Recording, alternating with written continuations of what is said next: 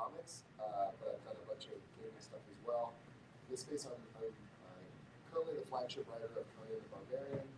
I've done a lot of work on Dungeons and Dragons. I'm most proud of a line of books that I architected together for Wizards called the Young Adventurers Guides, bringing new people into the hobby. And I've done all kinds of graphic novels and fiction, Rick and Morty versus D&D, the Stranger Things graphic novel that's like a prelude to the TV show.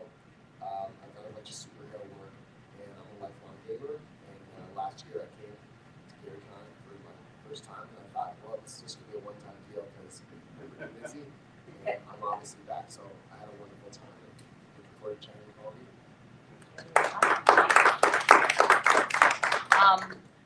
Yeah, I'm not at this table because, like Rem said, but it does not mean I'm way underqualified to be at this table this morning. But just I go by Red. I write under the names Jeri Shepherd, Reggie LaBerge, and Maggie McMahon, and you can find me in the hall. I'm a 31-year writing and publishing veteran, lifelong creative like Matt, and basically I've kind of skipped across all the genres over my life. Today I'm doing sci-fi and RPG writing for the most part. This morning's discussion is on world building for games and novels, and really, because of the great group we've put together, we're actually going to talk about world building across mediums, because we also have some people who have had stuff that's gone to screen. We have some comic work that's happened here. So we really want to dig into some of the differences between those different mediums and what the big focus is on in building the world that might change as you change different mediums as well. So I'm going to start with kind of a broad question, and I'm going to let you kick it off, Jim. Let's start at the top level. Let's kind of talk, what is the one thing that it does not matter what medium you're in? Like, what's that core starting point for you when you build a world? Right. So in terms of, you can sort of have the top-down kind of view of a world and a concept where you're sort of building something off of, it's like one piece of the puzzle has the gravity that kind of pulls everything towards it. So whether that's a theme or whether that's a particular visual motif or idea that you're trying to come across, or some sort of a philosophy or something that is going to drive the core of the story, or you can start very small and kind of have characters, and the characters pull kind of the world towards them, and the world becomes the thing, the stage for that particular adventure, and then you realize you can explore deeper and go further and widen it out, that's not just that individual character or group story, that these things can echo outward. So I feel like you can go kind of both ways. You can go micro or you can go macro, and either one can be valid. It's sort of like some people are plotters, and then some people are what we call pantsers. When they write, some people are big picture plan, and then you have to find the emotion in it, and then other people are like, I've got an emotional heart of the story with these characters, now I need to find the place that they inhabit. I think both of those are valid. It just depends on your methodology. I love that. So anybody have something else that they want to add? That what would you say is that central point across mediums that you have to have when you're building your worlds? No, Jim answered everything. Yeah. I mean, he's written in everything, so we're good. That's the answer. You're done. Let's go. I'm gonna honestly, this could go for any of you gentlemen at the end, but I'm gonna start with you, Roger. I want to know what you think has changed the most in world building from over like the last few, like, let's talk the last few decades of entertainment. Like, how has world building become either more or less? And is there something that you're seeing as a trend that has generally occurred over the last few decades on how world building specifically in mediums has changed? I think there was a real movement toward science fiction realism for a while, particularly people remember Hal Clements' Scott Henry, the giant whirligig world, and when he began the process of trying to make things very realistic, even if it didn't hold up in physics later, nonetheless it was internally consistent, fit according to the scientific laws. that's progressed for a while, and now I think that's kind of moving away. I think it's more trying to keep it internally consistent. It's really a perennial problem. I think the problem I tended to see, particularly in role-playing worlds, where people are world building within a role-playing game, is whether it's one person or a committee, right? Either one is fine, as long as they're pretty much on track and holding it together. But the internal consistency thing is going to suffer over a period of time. If it's one person managing the project, and overseeing everything and saying, this is how I want this world to look, it's generally pretty good. But if you're getting a committee where people were replaced, new people come in, new ideas start coming in, the internal consistency invariably starts to suffer. As an example, in TSR, one of the things that saved the world of Greyhawk, a lot of people think, is that it kind of fell into the background, so that it wasn't worked with for a long time, but it was kind of preserved as it was, without a great deal of change. But when you start getting a lot of new things, and they start wanting to tinker with the consistency, they won't keep it together as well as it's like institutional knowledge. There's some, but it starts to change. It will start to morph, and they'll say, well, institutionally, we want to go into this direction, which was not where the world was. And then you start losing fans at that point, because they say, wait a minute, what are you doing? You're not making it consistent anymore. That would be my take on that. I'm gonna throw the follow-up to that over to you, Matt, because I think it transitions because you've worked in a lot of these different IPs that have been around for a very long time. So how do you maintain that consistency of a world? Like what, because some of these brands, we all hope to be creating a legacy brand, a legacy world, a legacy character. What sort of tools do you use to have that consistency present? Yeah, I think the thing that's changed a lot over the last 30 years or so is that we didn't used to talk about world building. We just created a story that happened to exist in a world, and you weren't worried about extending it out to a huge franchise, right? Even Marvel Comics, which is one of the DC comics, that are the shared worlds, those just kind of grew, right? There wasn't like there was a whole lot of expectation other than crossing over, so people who bought the X-Men would also buy the Avengers or whatever, right? Nowadays, when you're like when we're working in the Marvel game, you're talking about 85 years of history plus, and keeping all that stuff in your head all at once is nearly impossible, right? So I end up using Wikipedia and a lot of different fan sites. Fandom's got a great site for Marvel and all this stuff. Yeah, the Marvel Wiki is crazy. It is, right? It's fantastic. The trick, of course, is that you can't trust it, right? Because it's some fan who decided to write this stuff down, and obviously with a lot of passion sometimes. But just because they interpret something one way or thought this is the correct way this way, doesn't mean it's all consistent. And even so, even on the wiki, you find lots of things that contradict each other. So often, I just use the wiki as a way to point myself towards the original sources, right? Because you can't trust it there. If you want to be an authority on these things, it's just a guide to show you where to look. Yeah, go to those bottom links and actually see the original source material for sure. Yeah, I like Halo's got actually an internal wiki they do that's better than anything the fans do. But and they had a guy named Jeri Red Shepherd who knew everything backwards and forwards. I think he's got a Halo novel coming out now finally. But, yeah, if he did all that work, he should, yeah, right? Exactly. But he would always say, this is not correct. You made a guess here. It's not going to work. Here's another idea for you. But if that doesn't work, go ahead and make up your own things and we'll keep going back and forth. That was always a wonderfully fun kind of way to work with a guy who was running the whole franchise. Just to be able to like give and take back and forth and having him encourage you, putting your stamp into it, and broadening things out in the way that you wanted to do as well. Mm-hmm. I'm going to kind of change directions a little bit as I get to you, Donovan, just because I know the kinds of work you do. I work entirely by myself, so I you are definitely a man of many, many hats, and you do a lot of writing for youth and at different levels of youth, and then everything from like these one-sheeter things that are kind of funny and goofy and like these slimy little things, and all the way up through like the young adult novels and stuff. So the world building, they're not going to want to like have the Tolkien world build out. Like, how do you measure like what's important to put into the world build for those younger readers, like the essential elements so that they're getting exposed to that? I think it's just minimal exposition on all of it. If I know like thousands of years of history, I just glance over it so they don't get distracted and keep the story moving forward.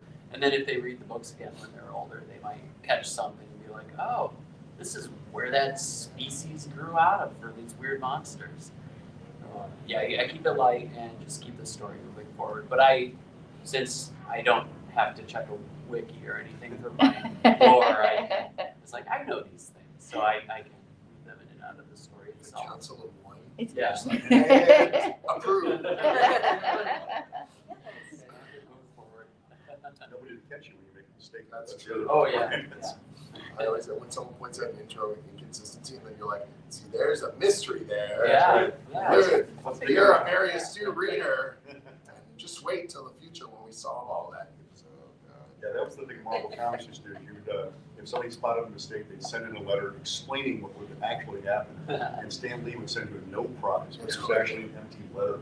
well, so the reason I called it the no prize was because he didn't want to send you anything, and then people were like, "Where is my no prize?" And they didn't get the joke, so they created an empty envelope and started sending it out. Oh, that's hilarious. I love that. I did not know that little bit of history. So, Heather, you build a lot of your worlds around the table. You are like renowned as like what we like to call our girl power GMs. We love this woman. You know, when you're having to capture in the original storytelling form of oral, like, what are the things that you use to make that world come to life for your players? Since when you are creating worlds on the fly, generally I like to have at least places of reference. So I will, even if I don't have the entire scenario written down, every little detail, I will take notes of what I think are the highlights. What are the things that I absolutely need to have set in place? And then I like to allow the players to help create that world with me. It's really very much a give and take, where I give them whatever inspiration or specific details, locations, key characters, landmarks, whatever it is. I give them 2 or 3 and then see what they come up with. They then bring that back to me, and then I can kind of expound upon that. I think with the give and take, it's all of us kind of weaving that story together, which is, for me, one of the best parts. It makes it a lot tougher when I'm actually sitting down and writing like a full scenario beginning to end, and like, okay, I'm going to give you all this, and then there, publish it, it's gone, it's out, now somebody else has to pick it up. Because I work so much in terms of, oh, you've given me this thread, and you've given me this thread, and you have filled out all this information on this part of the world and everything else, and then I can kind of weave it in and throw my own little bits in there and then give it back. So yeah, it makes it's very collaborative when you are building worlds in the moment. And I think it's one of the best things to have. I love doing it. And that's a perfect transition to our last solo question before all the other questions are like free for all. Because Rem, then you take those stories that we play around the table and you make them the thing that we can pick up and read and share, and your companies do this. And so how do you make that transition? How do you take it from what has occurred around the table to like, okay, in your play testing, in all of your different working with this content and actually like put that to paper? Let's start us out on the process. Let's start to dig into these mechanics. So I come in the process when with marketing I can come in at the very beginning because people get excited and want to share their world even though they haven't published it and aren't going to for a year and a half. Or I get like, hey, you know nothing about this until it is released for production. And I'm like, cool. So I think it's what I try to do is since I'm not a writer. I'm the fan that just is the groupie, and I'm like, I want to make you look good, and I want everyone else to love the stories that I love. So I'm good at the set, I guess, selling it part. And for me, it's taking all of that energy and that love and finding a way to translate it easily to get the hook from the marketing angle into fans. So like, if it takes you 45 minutes to explain your story to someone, you can't do that to every single customer out there. But one of my things I like to do is the hook or the elevator pitch. So how many of you have heard of BattleTech? Okay. How many of you have heard of Warhammer? BattleTech is like that, but with hope. There's your hook. And then people laugh and they're like, tell me more. And I'm like, okay, I gotcha. So that's the kind of thing that I like to do. You know, Shadowrun is Blade Runner meets Lord of the Rings meets The Matrix. And so learning what it is that someone's passionate about and getting, like, repeating it back to them in that, like, summary so we can say, what are we pitching? And how are we going to talk about it? And who is our audience from that and stuff like that. So, and thinking beyond who your obvious audience is, like gamers are my audience. Okay, well, what kind of gamers? RPGers, tabletop players, board gamers, parents of children that are going to be playing the game, like, and maybe the answer is multiple.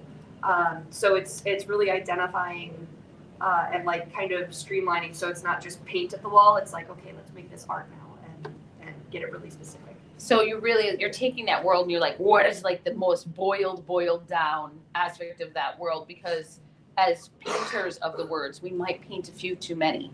So you help to actually like dilute that paint a little bit for the consumer. Right, so, right. Like translate face forward. So okay, so let's start to dig into the mechanics then. And these are we're gonna have like the free for all questions. So anybody who wants to speak up first, please go ahead and do that.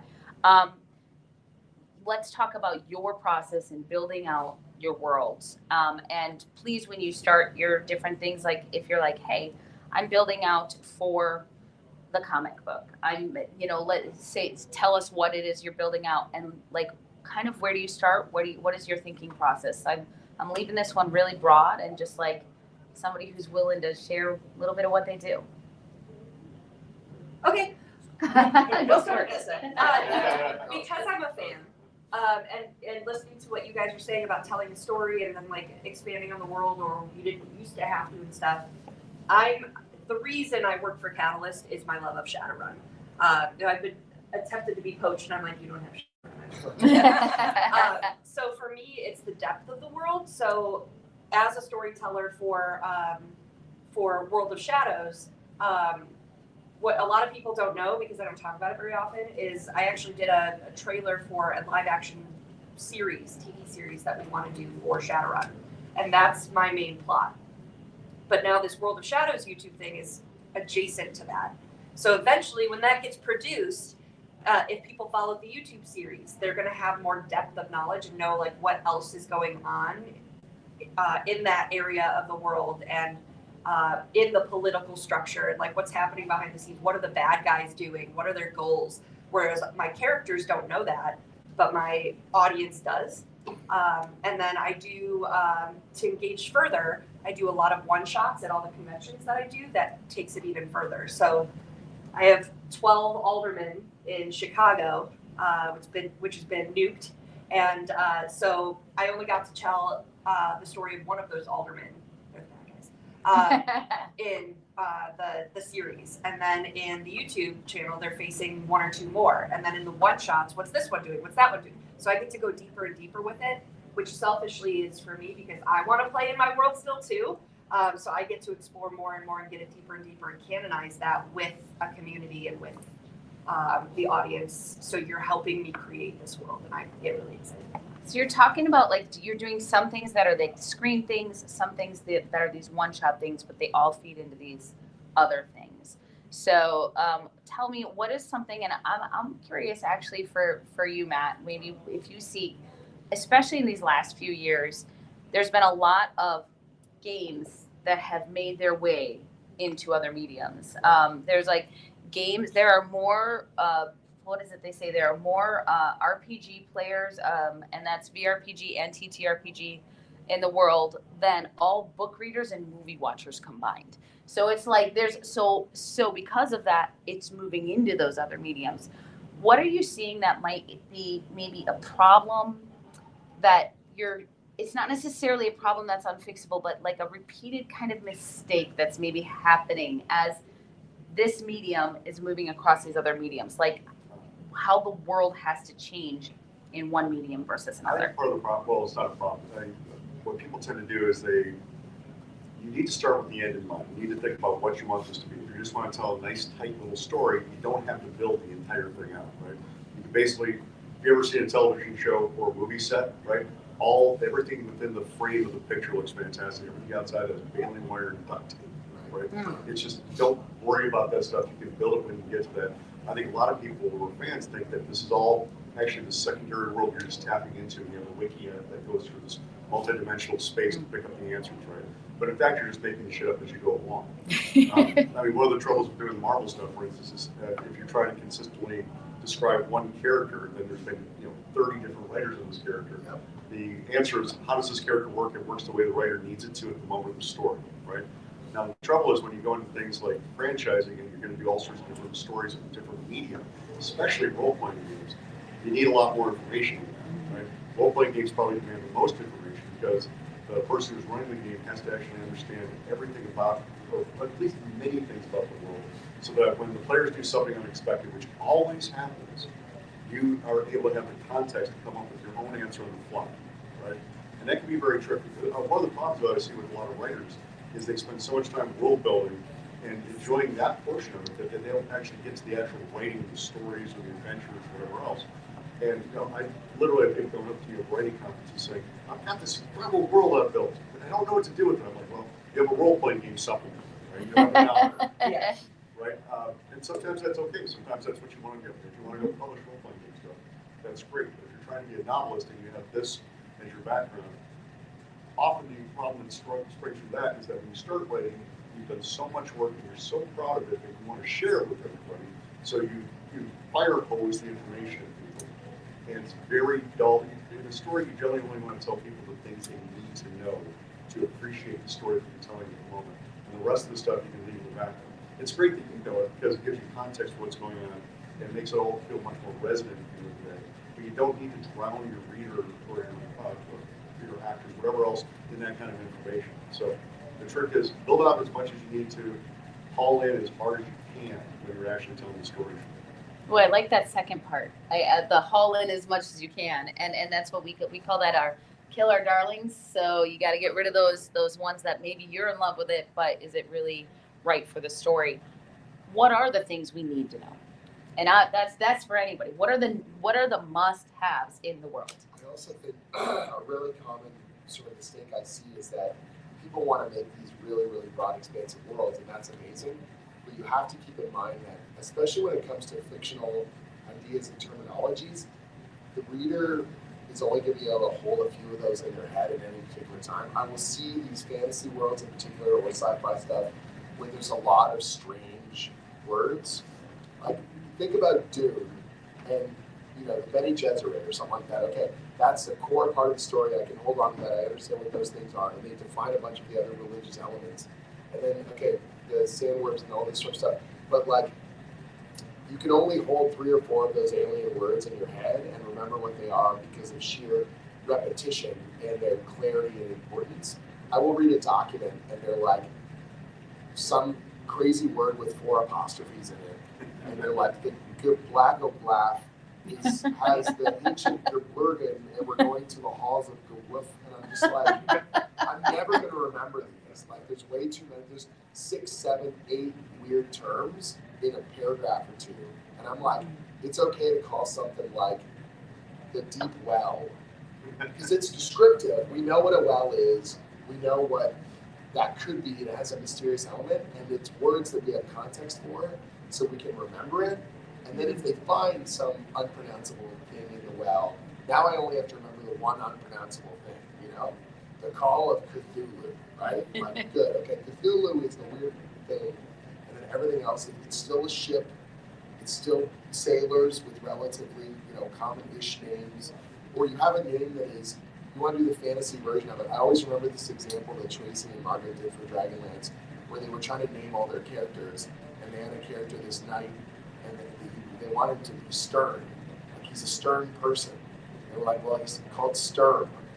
Like, what is that guy like? He's stern, Brightblade. You're like, oh, stern. He's stern. Like, I know that sounds really dumb, but and Brightblade you instantly remember because it's 2 words, Skywalker. You know, like something that's going to stick in your head and you have context for it and you can remember instead of it being like that guy's name is Ichibu Kablafo, and you're just like, oh, fuck,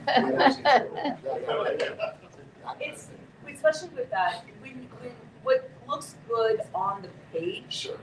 Creatively, is not, if it does not translate well. I mean, if you, even as a writer, you know, oh, this, if I put all these letters together and for this name, this looks fantastic. But is it like Welsh and it actually, like, it's 20 letters and it's just Bob? You know, but if you cannot pronounce it, like, if it does not flow, it is not going to flow for anybody who needs to pick it up, especially if you're writing for tabletop.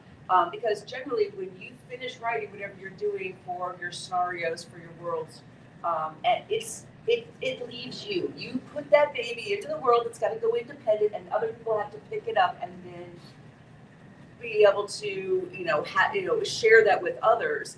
If you cannot, or having a hard time pronouncing that word or that name, they're going to have the worst time because you're the one who wrote it, so you have some kind of idea in your head.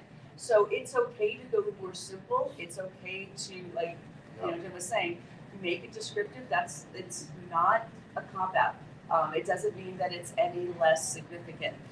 But if you really want to have something in there that is very creative, that is a combination of letters that may not normally be seen together, or a bunch of apostrophes or whatever, don't feel bad if you need to put like a way to pronounce it next to it, like somewhere in the beginning, because that information is going to definitely help anybody who picks it up and runs with it later on.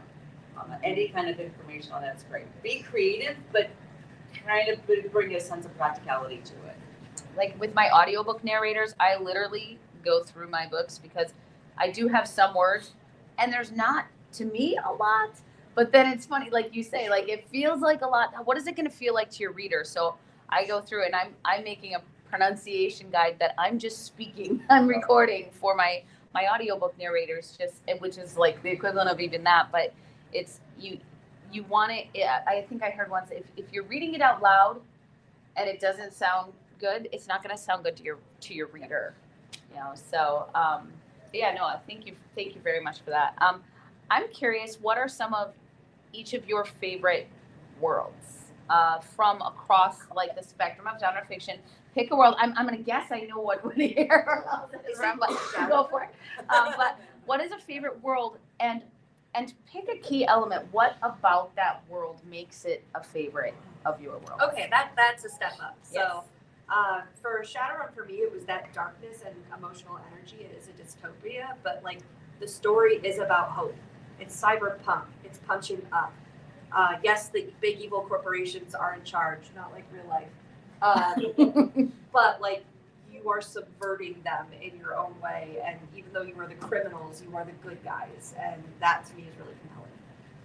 So I, over the last couple of years, I've been working a lot in the Cthulhu mythos worlds, and for me, I think it was when I found a way to explore the human condition, especially the darker sides of the human condition, the ones that we try. I think our brains, as humans, at least I think the majority of us are humans.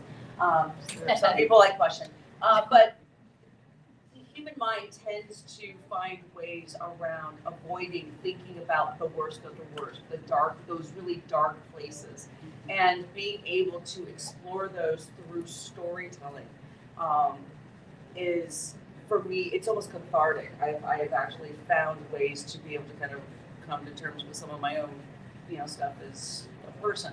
But whether it is huge existential, unimaginable, indescribable stuff, which is always fun as a GM. Oh, great, something indescribable. And I have to describe it. That's always a joy. And some of the names, we can go back to those names. Yep. Go into the Cthulhu mythos and then try to speak normally again afterwards. It's terrible. But it comes down to the human condition. It comes down to how we exist within the world from everywhere from the largest macro scale down to almost a very small micro scale. And I think that's become such a huge part of what I love. I've been reading too many books this year so far, so I'm not. I don't think staying that's a long thing. enough That's not a thing. in the world. It's just been a lot. I'm gonna go with Acme. I'll go with the Acme world, just Okay. for like mayhem and inconsequential violence towards characters. Going for the chaos. Yeah. Yeah. Marvel has been my thing I've been working on the last 5 years or so, like pretty much consistently. And the thing I really like about it is all the different possibilities. There's so many different sub-genres. It's not just superheroes beating the shit out of each other. There's so many different types of stories, different types of genres that you can explore. And I actually really enjoy the multiversal aspects. Sometimes it gets a little cheesy. It's like, there's 16 different Spider-Man, and the only difference is like the color. But you actually explore the whole, like, what would it be like if this had happened?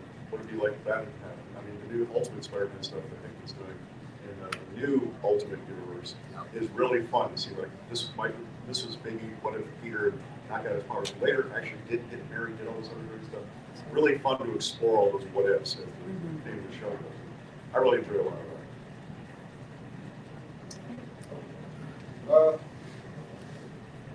I guess if I had to pick up a world that I thought was really what I wanted to have, pick up the world of Ray the original concept of it was that it was in a way kind of simple. It was done as a top-down thing where you start with the planet and you begin to focus in on one area, this quasi-European medieval kind of thing. And then you offer a certain amount of detail, to everything within that, and then you kind of let it go. And let other people develop it. So in a sense, you enfranchise the gamers. Everything is okay as long as you're using this. You can do pretty much anything you want to. So I thought that was a brilliant concept. I love that. You get the gamer involved with everything instead of saying just wait for the next thing that we come out with, the next supplement that we come out with, and then we'll tell you what's over here. Well, you make up what's over here. In a sense, too, he also, there was an underlying thing that Gygax did with the World Braille, which he used it as a springboard for going into other things. He had an adventure concept where you start really small. Everybody talks about the village of Tomlin, where you mess up in a little tiny village somewhere, no consequences. You'll find out maybe it's more consequence than you thought, and your range of interest begins to blow out. The very famous Giants Drow series that we did. You start with trying to stop giants raiding, and you wind up on another plane, fighting a demon princess. At the very end, where the scope enlarges dramatically as you're going along, and this happens with many of the adventures that were created for Brainwalk, where it was used as a springboard to literally go into, later on, Planescape, where you're exploring the outer planes, Spelljammer, where you're, setting up sailing ships that fly, going to other planets. The whole thing was used as kind of starting off tiny, getting yourself grounded, then blowing it up. I love that. Yeah. It was brilliant concept, and it worked perfectly, as far as that had what made it last so long. That's a great one here, because it's not like a world, it's like it's exponential, just the world. Yeah, and it just starts to grow out. Mm-hmm. Yeah. So obviously, like my work now on Conan, I've been digging deeper and deeper into the Highborn Age, and Robert E. Howard's Shadow Kingdom, which is actually a Cull story, is considered the start of the sword and sorcery genre. So I'm working with characters that are like characters that are older than Superman, and we're defining the future of that franchise. And it's honestly humbling, like at times, to meet the readers who have been collecting it longer than I've been alive, and they tell me we're doing a good job, or that our stories bring back a real nostalgia for them without throwing out what's important. And what amazes me is obviously the Conan is the franchise character. He's the most important. So where he goes and what he does defines a bunch of that world. But what is also really cool, something like Kull the Conqueror, he's the character in something called the Thurian Age. He lives in this gilded age of fantasy, and then it crumbles. And so Conan is essentially exploring this post-apocalyptic fantasy world of a previous character, like this other age. The age has crumbled, and now all the ruins and the catacombs and the deserts, those are from the Thurian Age, but they've fallen into disrepair, or they, that's ancient archaeology or things like that. So the shadows that cast on that world and the mysteries that then can be unearthed feel like they're part of something larger, but there's always that sense that your character, or Conan in most of the cases, he doesn't know the movements of gods. He doesn't, it's sort of like you were saying, you start small, but he never needs to know what demons and gods are, their plans are, but he's the fly in the ointment. Something he does will have an effect and will ripple outwards and will change the world. Even when he becomes a king, he's only able to exert his will on certain areas, but he doesn't fully understand.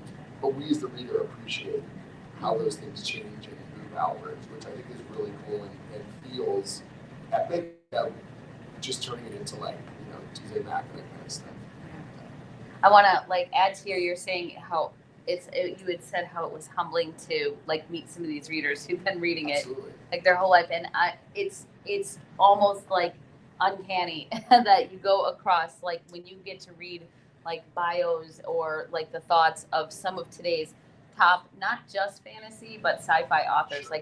They all started on Conan. They all did. They're oh well, I was reading that when I was a kid. As well, they kind of cut their teeth in the board. Yeah. That was where they leveled up. You know what I mean? Because that franchise means so much to so many people, they put their all into it, or something very inspirational pours out of them. Same thing with Marvel. People get a Marvel Yep, thing and all of a sudden absolutely. they go, well, this is my youth. I don't want to mess this up. And hopefully, you don't want it to paralyze you. But what you use that kind of momentum or that sense of, all right, focus my abilities, focus what I think is most important about these things, or be extra careful that you're not tipping it or wrecking it. Yeah. And yet you also have to bring ideas into it. You can't freeze it in amber and make it untouched. Otherwise you're just a custodian of the museum. Yeah. As opposed to something doing it's sort of like what Matt was saying when he was talking about the Marvel Universe being this incredible patchwork quilt of stuff. My first Marvel gig I was working on, I wanted to use a particular villain, and my editor Tom Greenwald was like, well, that villain's being used elsewhere. And I was like, oh man, it'd be perfect. He goes, just make another one that does something similar. And I'm like, I can do that? He goes, yeah, Jim, that's how we made the Marvel Universe. And so I made a couple villains, and literally the day after that issue was published, some fan on the wiki, the Marvel wiki, was this ludicrous thing, put that on there, and it said, this is their first appearance, and created by this writer. Oh my gosh. And they call Marvel Universe the House of Ideas. I have a tiny little brick now. It's in one of those walls that's in there, you know what I mean? And it's kind of addictive when you realize not only can you play in those worlds, but you can actually have tiny little effects within them, and that those, maybe they will never become the next Winter Soldier or Rocket Raccoon or something like that, but even that they're there and that it's acknowledged, I think is something really kind of fun and sweet about that. That is really cool. We want to open this up to some questions for all of you. So feel free to hit this incredible panel up here with what you want to know about this cross-medium type of approach to worlds. Anything? Go ahead. Would you consider a physical space to be part of the meeting? World of physical space? Like doing live action things like Disney cruise ships, or more of like a third space, club environment for kids. I've got I have a brick and mortar bookstore, which over time I'm doing more and more to build out just the whole vibe of it to fit inside the worlds that I build, and I'm adding more mini games throughout the store. So basically an escape room setting, but for a retail bookstore, and then in the same genre and featuring elements from my stories. I don't think it takes much to be able to add just a little bit of narrative to any kind of event or any sort of space or things. I mean, we're seeing right now, like Kelsey Shannon's got Shadow Dog, and originally she didn't want to put any kind of world material in there other than just like name a couple of gods and the hint of a larger world, but never fill it out. And the fans have been so fervent about wanting more that like the new Kickstarter they're doing is literally now a world source book. It sounds quite say because the fans demanded it, but it's like because it's true. And so sometimes just those little breadcrumbs, you don't have to answer every question like we sort of saying before, just like little punctuated bits and let people kind of imagine it up from there. And Disney does crazy stuff like that. At one point I got brought in to help out with developing pre-language puzzles that were on the walls of the cruise ships, right? And so you had to find the thing, then figure out this was actually a language, then decipher it, and then solve the puzzle, right? Just wild stuff like that. Huh. I didn't know that. I love getting all these little bits of trivia in here. What else? Anybody else have a question? Go ahead. So, let's say you're coming up with this idea. At what point do you just say, this just isn't going to work? What is your letting go process? It's hard. Yeah. It's hard. Because when an idea, inspiration, whatever it is, and you start working it, and you work it, and you work it, and you work it, and you work it, and you spend time, and maybe you throw it against a wall, and you walk away, and you come back later on, and you pick it up, and you try, and you try. I mean, when the work comes from, it comes from you. There's a piece of you, I think, in every work as a creator. And it's hard to go, okay, I'm gonna put this baby down because you are just not working for me. Sometimes it's a matter of I need to ask for help. I need to go to others who maybe work in that genre, in that system, in that world, in those worlds. And give me a fresh perspective. What is not working? Why am I, it's just not clicking? Sometimes it's that, sometimes it's you just need to put it up on a shelf for 10 years and come back to it, maybe with new experiences, new life, changes and everything under your belt. Sometimes it's just figuring out maybe this needs to be in a different system or a different, you need to put it in a different way. Maybe this needs to be a one-shot versus a campaign. Maybe it needs to be a campaign with more. Strip it from parts. Or you strip it from parts, and then you take those and you make something new with it. You pull what's working, and then you can kind of put aside what doesn't. Like any good craft projects, you put it all together, and then you need to go through with that editing eye and go, okay. It was the Chanel thing, you turn around and then you turn back at that one thing that catches your eye versus the first thing that you throw out. You pull it together, and then you give it to other fresh eyes and have them look. And having peer review, having others take a look at it, especially people who maybe either have more experience or more who work in those same roles, who can go with fresh eyes and goes, okay, I can see some issues. But sometimes a project just needs to go in the circular file, and you just have to go, I'm sorry, my baby, I love you, but and go on to something else. Get a fresh, go out, touch some grass, get some fresh air, and see what inspires you next. I would say if you got into any depth, real depth with the project, so try to finish it. Even if it never gets published and never do anything else, but you learn by getting into it. Absolutely. Right? And if you give up before then, you don't figure out how to end it. Right? It could be a shitty ending. Your first book you write, the first game you make, it's going to suck. It's like the first picture you It's always a Frankenstein monster of your favorite things. Exactly. And you're like, it's almost too, it's always a jangle because you just haven't done it. Yeah, and you learn as you go. The best way you learn is by doing it. Yeah. So you're like your third or fourth or fifth or whatever, then you'll come back and say, I really like this one, and now I have all these skills I've developed. So finish the thing if you can. So I'm going to ask a follow-up question to that, and this could be for Rem as well as for any of you who are working with other people's things. Yeah.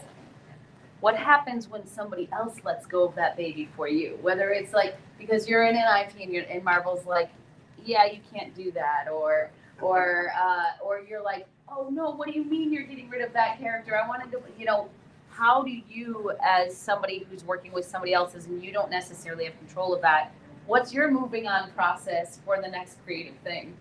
I love that paycheck.